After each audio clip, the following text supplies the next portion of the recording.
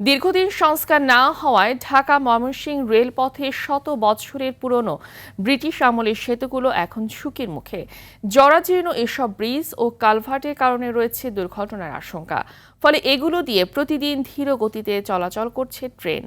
Rail সেতুগুলো দ্রুত সংস্কারের দাবি স্থানীয়দের। ময়মনসিংহ থেকে মোজাম্মেল খোকনের পাঠানো তথ্যচিত্রে আরও জানাচ্ছেন আবরার মাহি। ঢাকা থেকে ময়মনসিংহ, নেত্রকোনা, কিশোরগঞ্জ ও চট্টগ্রামগামী ট্রেনগুলো নিয়মিত চলাচল করে এই গুরুত্বপূর্ণ রেলপথে। কিন্তু ব্রিটিশ আমলে নির্মিত পুরনো রেল সেতুগুলো এখন হয়ে উঠেছে আতঙ্কের কারণ।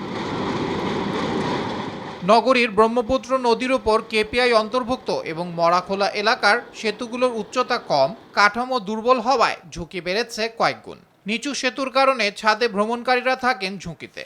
সেতুর নিচ দিয়ে যানবাহন চলাচলেও সমস্যার মুখোমুখি হয়। এতে প্রায় ঘটে দুর্ঘটনা।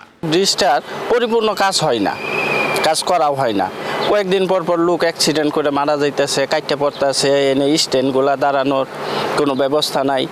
লাকড়ির ট্রাক গেলে ও যে কোনো ট্রাক, বড় ট্রাক গেলে বাজে। এই ব্রিজটা সংস্কার করা খুবই দরকার এবং একটা নির্দিষ্ট উচ্চতা যেগুলো বজায় রাখা দরকার সেই উচ্চতা সম্ভবত এখন নাই। সেই উচ্চতা মেনটেন করে নতুন একটা ব্রিজ বা নতুন একটা কাঠামো তৈরি করলে খুবই ভালো হতো। ঝুঁকিপূর্ণ ব্রিজগুলো নতুন করে নির্মাণের সিদ্ধান্ত প্রক্রিয়াধীন, জানিয়েছে রেল কর্তৃপক্ষ।